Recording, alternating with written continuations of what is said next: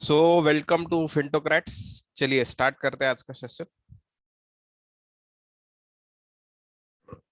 So how to earn in short term. So basically short term में हमारा portfolio क्या होना चाहिए, तो आज हम ये सीखने वाले हैं। शॉर्ट टर्म बोले तो 3 से 9 मंथ का बोल रहा हूँ मैं। 3 मंथ से लेके 9 मंथ तक का इसे शॉर्ट टर्म बोल सकते हैं हम। चलिए देखते हैं क्या है। तो शॉर्ट टर्म पोर्टफोलियो में एक तो होना चाहिए इक्विटी बेस। तो इक्विटी क्या है ये भी आपको दिखाऊंगा, इक्विटी क्यों बोल रहा हूं मैं, ये भी मजेदार है काफी। और दूसरा है इनवॉइस डिस्काउंटिंग, ये आज हम कुछ अलग सीखने वाले हैं। ठीक है, इनवॉइस डिस्काउंटिंग क्या होता है, ये क्या फील्ड है, इसमें इन्वेस्टमेंट कैसे कर सकते हैं, इसमें इन्वेस्टमेंट करके हम 3 से 9 मंथ में कैसे पैसा कमा सकते हैं, तो ये सब हम देखेंगे आज। चलिए स्टार्ट करते हैं। पहला हम इक्विटी चैप्टर कवर करेंगे और उसके बाद हम इनवॉइस डिस्काउंटिंग कवर करेंगे कि उसमें कैसे पैसे डाल सकते हैं और कितना रिटर्न्स आता है। ठीक है, चलिए स्टार्ट। सो बेसिकली इक्विटी में हमको फाइंड आउट करना है लूप होल। क्या फाइंड आउट करना होता है? Loop hole. ध्यान में रखिए, लूप होल यानी क्या, कुछ भी प्रॉब्लम्स आते हैं तो उसके लिए कुछ ना, देखिए एग्जांपल शॉर्टेज होते हैं कुछ तो कुछ, तो वो शॉर्टेज के कारण सप्लाई और डिमांड में प्रॉब्लम आता है। क्या होता है? सप्लाई और डिमांड में प्रॉब्लम आता है। तो अगर सप्लाई और डिमांड में अगर गैप है तो इससे एक पता चलता है कि वो मटेरियल का या कुछ भी हो वो शॉर्टेज है। तो जो भी चीज शॉर्टेज है ना, वहां पे हमको इन्वेस्ट करना चाहिए। सभी देख, क्या देखिए, फर्स्ट इन्वेस्ट करना चाहिए फंडामेंटल्स देख के। वो कंपनी का अगर फंडामेंटल्स कंपनी के स्ट्रांग है तो आप वो इन्वेस्ट कर सकते हो। तो वो शॉर्टेज में अगर इन्वेस्ट कर सकते हो तो आप 3 से 9 मंथ में अच्छे रिटर्न्स मिल सकते हैं आपको। तो बेसिकली आपको ये ढूंढना है कि लूप होल क्या है अभी फिलहाल सिस्टम में। तो मैं आपको कुछ लूप होल्स दिखाई बोलता हूँ, तो आप देखिए वो कैसे वर्क करता है एक्चुअली। चलिए देखते हैं। सो ऑक्सीजन शॉर्टेज, आपको पता था 2021 में ऑक्सीजन शॉर्टेज था। तो इसके कारण क्या हुआ था, बहुत सारे कोविड पेशेंट को प्रॉब्लम हो गया था कि ऑक्सीजन सप्लाई नहीं आ रहा था। तो बहुत सारे लोग उसकी वजह से प्रॉब्लम में फंस गए थे। तो बहुत सारा ऐसा डेटा है जो बोलता है कि ऑक्सीजन सप्लाई के कारण बहुत सारे लोग चले गए ये दुनिया छोड़ के। तो अभी ये ऑक्सीजन सप्लाई कम नहीं होना चाहिए, इसलिए गवर्नमेंट ने क्या किया था, बहुत सारे कंपनीज को बोला था, स्टील कंपनीज डाइवर्ट किया था कि आप ऑक्सीजन सप्लाई करो। क्योंकि सप्लाई और डिमांड में गैप गैप था। क्या था? सप्लाई कम था, डिमांड ज्यादा था। बहुत सारे कोविड पेशेंट हॉस्पिटल में आ रहे थे, तो इसके कारण उनको ऑक्सीजन जो सप्लाई था वो बहुत कम था। तो ये हमको सबसे बड़ा पॉइंट मिला कि ये लूप होल था उस टाइम का। ठीक है, ये लूप होल था। तो ऐसे वक्त में हमको एक कंपनी दिखाई दी जिसका नाम था एवरेस्ट कांतो। सो ये मैं 2021 का बोल रहा हूँ, जैन से मार्च के बीच का रहेगा शायद ये। तो उस टाइम पे अगर आप इन्वेस्ट करते एवरेस्ट कांतो में तो बहुत अच्छा रिटर्न्स मिलता आपको। सो ये लूप होल्स आपको हर बार मिलता है, ऐसा नहीं कि वो पिछले साल ही था, ये साल भी है। ये साल क्या है वो भी हम देखेंगे, चलिए देखते हैं। तो ये साल बेसिकली फर्टिलाइजर शॉर्टेज है। तो फर्टिलाइजर शॉर्टेज यानी खेत में यूरिया और फर्टिलाइजर जो यूज करते हैं, तो इसका बहुत शॉर्टेज हो गया है। क्यों शॉर्टेज हो गया है? क्योंकि यूक्रेन और रशिया में वॉर हो रहा है। यूक्रेन और रशिया लगभग 45% ग्लोबली सप्लाई करते हैं फर्टिलाइजर्स। तो अगर ग्लोबली 45% सप्लाई करते हैं तो आप सोच सकते हो ग्लोबली इसका शॉर्टेज कितना है। तो ये ग्लोबल शॉर्टेज होने के कारण इंडिया में भी बहुत ज्यादा इफेक्ट हो रहा है। इसके कारण क्या हो रहा है देखिए आप, शॉर्टेज होने के कारण सप्लाई कम है, डिमांड ज्यादा है। और इसके कारण क्या हो रहा है, प्राइजेस शूट अप हो गए फर्टिलाइजर्स के।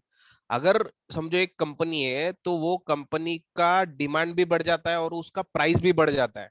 तो ऐसे कंपनीज ढूंढने हैं हमको जिसका प्राइस और जिसको डिमांड भी अच्छा है और जिसके फंडामेंटल्स भी अच्छे हैं कंपनी के। तो ऐसे कंपनीज हमको मिली है स्पाइक। ये इन्वेस्टमेंट कॉल नहीं है, ये सिर्फ आपके एजुकेशनल पर्पस है। स्पाइक यानी सदर्न पेट्रोकेमिकल इंडस्ट्री कॉरपोरेशन, ऐसे करके उसका फुल फॉर्म है। तो ये बहुत ही बढ़िया कंपनी है। अगर फर्टिलाइजर्स का लूप होल देखे तो ये बहुत बढ़िया बढ़िया कंपनी है। ठीक है, तीसरा है कोल शॉर्टेज। अभी सबसे बड़ा प्रॉब्लम हो रहा है कोल शॉर्टेज के कारण। क्योंकि क्या हो रहा है, अभी कोल का सप्लाई कम होने के कारण इलेक्ट्रिसिटी, और दो चीज हो रहा है अभी देखिए, कोल का सप्लाई कम है, इलेक्ट्रिसिटी कंजम्पशन भारत में या इंडिया में पीक पे है। पीक पे है, कितना है, 194 गीगावाट पे चालू है अभी। तो इसके कारण क्या हो रहा है, बहुत जगह पे कट पावर कट हो रहे हैं ना अभी फिलहाल, बहुत ज्यादा पावर कट हो रहे हैं बहुत जगह पे। तो अभी इसके कारण कोल का प्राइस बढ़ रहा है, क्योंकि कोल में क्या हो रहा है, कोल का सप्लाई कम है, डिमांड ज्यादा है, क्योंकि वो पावर जो है, देखिए मैं आपको और एक बोलता हूँ कि कोल से सबसे ज्यादा पावर कंजम्पशन, पावर बनता है, पावर जनरेशन जिसे हम बोलते हैं ना, थर्मल प्लांट जो रहता है। तो इंडिया में थर्मल प्लांट से लगभग 65% पावर जनरेट होता है, यानी कोल से 65% पावर जनरेशन है। यानी देखिए हमारी डिपेंडेंसी कितनी है कोल पे। तो अगर कोल शॉर्टेज होगा तो इंडिया में पावर कट तो होना ही है, तो ये नहीं होना चाहिए, इसलिए सप्लाई भी बड़ा उतना होना चाहिए, और डिमांड तो बहुत ज्यादा है ऑलरेडी। तो डिमांड ज्यादा है, सप्लाई कम है, इसके कारण क्या होने वाला है, कोल के प्राइस शूटअप होने वाले हैं। तो अगर कोल के प्राइस शूटअप होने वाले हैं तो इनडायरेक्टली किसको फायदा होने वाला है, कोल की कंपनीज को। सो हमको इस बार कोल इंडिया पे भी ध्यान देना चाहिए। ये अभी लेटेस्ट कोल शॉर्टेज हो रहा है, तो इस पे भी हमको ध्यान देना चाहिए। और मैं आपको एक बताना चाहता हूँ कि ये अक्टूबर तक पीक होने वाला है। तो अगर अक्टूबर तक पीक होने वाला है तो आप देख सकते हैं कि कोल के प्राइस किधर तक शूट अप हो सकते हैं। ठीक है, चलिए चौथा है पाम ऑयल शॉर्टेज। अभी ये लेटेस्ट है। तो पाम ऑयल शॉर्टेज का क्या है, मैं बोल रहा हूँ इंडोनेशिया में क्या क्या है पता है आपको, एक्सपोर्ट बैन करने वाली है, कर चुकी नहीं, करने वाली है, क्योंकि इंडोनेशिया ये ग्लोबली 30% सप्लाई करती है पाम ऑयल, और इंडिया में 42% लोग पाम ऑयल यूज कर सकते हैं। यानी आप सोच सकते हैं कितना बड़ा इफेक्ट है। इंडिया में 42% लोग पाम ऑयल यूज करते हैं खाने के लिए, मैं बोल रहा हूँ एडिबल ऑयल जो बोलते हैं ना, खाने का तेल। तो वो 42% लोग यूज करते हैं। अगर 42% लोग यूज करते हैं तो आप सोच सकते हो कितना इंडिया को प्रॉब्लम होगा। तो इसके लिए हमको देखना है कि पाम ऑयल का कुछ सोर्स है क्या, कि जहाँ पे पाम ऑयल अगर नहीं रहेगा तो दूसरा कुछ यूज कर सकते हैं। तो इंडिया में सबसे ज्यादा प्रोडक्शन अभी हो रहा है ना, वो राइस ब्रान ऑयल का हो रहा है। तो वो भी सेम एडिबल ऑयल है, लेकिन राइस से बनता है वो। तो और इंडिया हाईएस्ट प्रोड्यूसर है दुनिया में। तो अगर इंडिया हाईएस्ट प्रोड्यूसर है, क्या ये सेकेंडरी सोर्स बन सकता है, अगर पाम ऑयल शॉर्टेज है तो राइस ब्रांड ऑयल बढ़ सकता है क्या। तो इसके लिए हमको देखना है, दो ब्रांड्स है जो फंडामेंटली ओके कंपनीज है, एक तो अडानी विल्मर है, एक तो रुचि सोया है। तो ध्यान में रखिए, ये लूपहोल्स कंटिन्यूस चालू रहते हैं, और ये 3 to 9 मंथ्स में बहुत अच्छे रिटर्न्स दे जाते हैं आपको। तो ये लूपहोल्स आपको देखना है, और लूपहोल देख के वो पर्टिकुलर कंपनीज में आपको इन्वेस्ट करना है। और वो आपकी, आप फंडामेंटल्स देखो, फंडामेंटल्स एनालिसिस करो और फिर इन्वेस्ट कीजिए उसमें।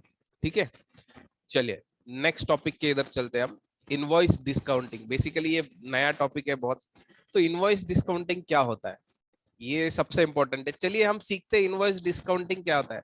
अभी आपके सामने ये आपको दिख रहा है कि कार मैन्युफैक्चरिंग कंपनी है जो कार मैन्युफैक्चरिंग कर रही है। ठीक है, यहाँ पे आपको एक पार्ट दिखाई दे रहा है, समझो ये पार्ट है, एक कंपनी है, इसकी सप्लायर है। समझो ये ऑटोमोबाइल कंपनी है और उसकी सप्लायर ये है, और ये पार्ट की सप्लायर वो ये कंपनी है। ठीक है, तो ये कंपनी क्या करती है, वो पार्ट उसको कंपनी को प्रोवाइड करती है। तो अब ये कंपनी ने क्या किया, ये मंथ में इस कंपनी के शेड्यूल के अनुसार ये कंपनी को, ऑटोमोबाइल कंपनी को वो पार्ट दिया। तो ये ऑटोमोबाइल कंपनी का कंडीशन क्या है, हम आपको 60 डेज के बाद पैसा देंगे। ठीक है, 60 डेज के बाद पैसा देंगे। अब इसका इनवॉइस जनरेट होता है, और इसका इनवॉइस होता है 5 करोड़। इनवॉइस बोले तो वो सेल कितना हुआ उस पर इनवॉइसिंग होता है, जीएसटी वगैरह सब मिला के मैं बोल रहा हूँ। तो उसका 5 करोड़ सेल है समझो। ठीक है, जीएसटी छोड़ दीजिए आप अभी फिलहाल। तो इसका टोटल सेल 5 करोड़ ये कंपनी ने सेल किया इस कंपनी पे। ठीक है, ये पार्ट्स देके 5 करोड़ सेल हो गया। तो अब अब क्या होता है, कंपनी तो 60 दिन के बाद पैसा देने वाली है। कितने दिन के बाद, ये ऑटोमोबाइल कंपनी, ये जो है ऑटोमोबाइल कंपनी, इस कंपनी को 60 दिन के बाद पैसा देने वाली है। तो अगर 60 दिन के बाद पैसा देने वाली है तो 60 दिन तक तो इसका वर्किंग कैपिटल अटक गया। ठीक है, अभी ये कंपनी फिर से इसको क्या बोलती है, आप और प्रोडक्शन बढ़ाइए, हमको और प्रोडक्शन चाहिए। अगर समझो अभी 100 सप्लाई किया तो अभी हमको 200 चाहिए, क्योंकि हमारा प्रोडक्शन बढ़ गया है। तो अभी ये कंपनी को प्रॉब्लम क्या होता है, इसके पास वर्किंग कैपिटल ही नहीं है। इसके पास वर्किंग कैपिटल ही नहीं है, क्योंकि इसके 5 करोड़ जो है ये 60 दिन के बाद आने वाले हैं। तो ऐसे वक्त में ये कंपनी क्या करती है पता है, ये कंपनी जाती है रिटेल इन्वेस्टर या एच एन आईज बोलते हैं जिसे। ठीक है, जो ये इनवॉइस देख के इनवॉइस स्कैन करती है और इसमें इन्वेस्ट करती है फॉर शॉर्ट टर्म। देखिए ये अभी पैसा आने वाला है कितने दिन के बाद, 60 दिन के बाद। ठीक है, तो ये कंपनी क्या बोलती है, ये बड़ी कंपनी है, ब्रांड है, तो इससे पैसा तो 100% आने वाला है हमको, तो जैसे ही पैसा आता है तो आपको पैसा देते हैं। तो ये इन्वेस्टर बोलेंगे तो हमने आपको समझो 5 करोड़ दिया, लेकिन फिर हमको क्या यूज है, तो ये कंपनी क्या बोलती है, हम आपको 14% इंटरेस्ट पे देंगे, यानी क्या 14% इस पे इंटरेस्ट देंगे। ठीक है, अगर हम 60 दिन के लिए आपका पैसा यूज कर रहे हैं तो 60 दिन के अनुसार 14% का कितना बनता है, तो लगभग 2 मंथ हो गया बराबर। सो अगर आप डिवाइड करोगे तो लगभग वो 1.2% मंथली आता है, तो लगभग हमको कितना मिलेगा, 2 मंथ के लिए 2.4% मिलेगा इंटरेस्ट बराबर। ये 1 साल का है 14%, तो 2 मंथ में कितना मिला हमको, 2.4% मिला, क्योंकि हम 2 मंथ के लिए उसको पैसा दे रहे हैं। तो हमारे इन्वेस्टमेंट पे हमको 2.4% हमको रिटर्न मिला। तो ये कंपनी बोलती है ठीक है बाबा, मेरे को तुम पैसा दे दो, मैं आपको शॉर्ट टर्म के लिए 2.4% दे देता हूँ। तो इसको क्या फायदा है, ये कंपनी को क्या फायदा है, ये कंपनी को इसमें से कुछ तो प्रॉफिट रहेगा। समझो 3.5 करोड़ इसका एक्सपेंस है, तो 1.5 करोड़ तो इसका प्रॉफिट हो गया। तो ये कंपनी क्या बोलती है, चलिए अभी मैं इतना, इसमें से समझो मेरे 20 लाख भी जा रहे हैं तो 20 लाख जाने दो, लेकिन मेरे हाथ में लिक्विड कैश आ रहा है और मैं अगला प्रोडक्शन बना सकूं, वर्किंग कैपिटल जो बोलते हैं ना, तो मैं अगला प्रोडक्शन कर सकूं। तो ये कंपनी को इसके लिए ये यूज होता है। ठीक है, इसे बोलते हैं इनवॉइस डिस्काउंटिंग। तो आप जब रिटेलर ये इसमें 1 लाख से इन्वेस्ट कर सकता है, ठीक है, 1 लाख से इन्वेस्ट करता है शॉर्ट टर्म। इसमें आप बहुत सारे कंपनी रहते हैं, इसमें एक देखना है आपको कि कंपनी ब्रांडेड है कि नहीं। अभी ये समझो टाटा मोटर्स है या अशोक लेलैंड, सॉरी मारुति है, या तो महिंद्रा एंड महिंद्रा जैसी कंपनीज है, तो हमको पता है कि वो 100% ये सप्लायर जो है इसको पेमेंट करेगी। ठीक है, ये सप्लायर को पेमेंट करेगी, यानी इसका पैसा 100% आना ही आना है। तो ये अगर पैसा आता है तो डेफिनेटली ये हमको पे करेगी ही करेगी। ठीक है, तो ये हम कैसे इन्वेस्ट करें, अभी ये अगले इसमें देखेंगे। चलिए कैसे इसमें इन्वेस्ट किया जाता है, इनवॉइस डिस्काउंटिंग जिसे बोलते हैं, कैसे इन्वेस्ट किया जाता है। सो बेसिकली इसके अभी तो अच्छे वाले मैं जो बोलता हूँ, 2 वेबसाइट्स है जिसमें सबसे अच्छा ट्रेड क्रेड है, ठीक है, और एक क्रेडेक्स करके है। सो ट्रेड क्रेड में बहुत अच्छा है, आप देख सकते हो कि अमेजोन, नहीं तो बाकी जो भी बड़े बड़े कंपनीज है उनसे रिलेटेड सभी इनवॉइस डिस्काउंटिंग होता है, यानी जिनके सप्लायर्स होते हैं, अमेजोन के सप्लायर्स, बड़े बड़े जो भी कंपनीज होते हैं उनके सप्लायर्स रहते हैं, तो वो हमारे पास पैसा लेने के लिए आते हैं। तो इससे हमको क्या पता, ये ट्रेड क्रेड क्रेड क्या है, इसमें ये प्लेटफॉर्म है, ये क्या करता है, पूरा रिसर्च करता है कि वो इनवॉइस सच में है क्या नहीं, वो इनवॉइस सही में है क्या, वो कंपनी का बैकग्राउंड क्या है, वो कंपनी के फाइनेंशियल कैसे, अगर कंपनी ने डिफॉल्ट किया तो समझो अमेजोन ने इसको पैसा ही दिया नहीं सप्लायर को, तो कौन कौन उसकी जिम्मेदारी लेगा। तो इस केस में ये प्लेटफॉर्म ट्रेड क्रेड जो रहता है, ये बोलता है कि हम इन्वेस्टर की ओर से लीगल जो भी ये रहेगा, तो वो हम कंपनी पे केस करेंगे। ठीक है, तो ट्रेड क्रेड ये इन्वेस्टर की ओर से करता है सभी चीज। ठीक है, अब इसमें क्या होता है, इसमें एक एस्क्रो अकाउंट होता है। क्या होता है, एस्क्रो अकाउंट। तो ट्रेड क्रेड का एस्क्रो अकाउंट अभी है आईसीआईसीआई बैंक का। ठीक है, एस्क्रो अकाउंट बोल रहा हूँ मैं, वो आईसीआईसीआई बैंक का है। अभी ये कैसे वर्क करता है पहले हम ध्यान में रखेंगे। तो ये क्या होता है, जैसे ही अमेजोन ने, समझो जैसे हमने पिछले इसमें देखा था, समझो टाटा मोटर्स है, सो टाटा मोटर्स ने वो सप्लायर को पेमेंट किया, तो वो पेमेंट डायरेक्ट सप्लायर के इसमें नहीं जाएगा, वो एस्क्रो अकाउंट में जाएगा। एस्क्रो अकाउंट में यानी ट्रेड क्रेड के एस्क्रो अकाउंट में जाएगा। तो ट्रेड क्रेड क्या करेगा, सबसे पहले जो भी इन्वेस्टर थे, रिटेल इन्वेस्टर, एचएनआईज, उनको सब पे करेगा, और फिर बाद में वो पेमेंट जाएगा किसको, वो सप्लायर के पास पेमेंट जाएगा, जो भी बचा है वो सप्लायर के पास पेमेंट जाता है। तो ऐसे करके इनवॉइस डिस्काउंटिंग में हम पैसा बना सकते हैं। आप देखिए, एक समझो आपने 1 लाख इन्वेस्ट किया और आप 2 मंथ में 3% कमाते हो, वो सभी चार्ज निकाल के मैं बोल रहा हूँ 3% आप कमाते हो।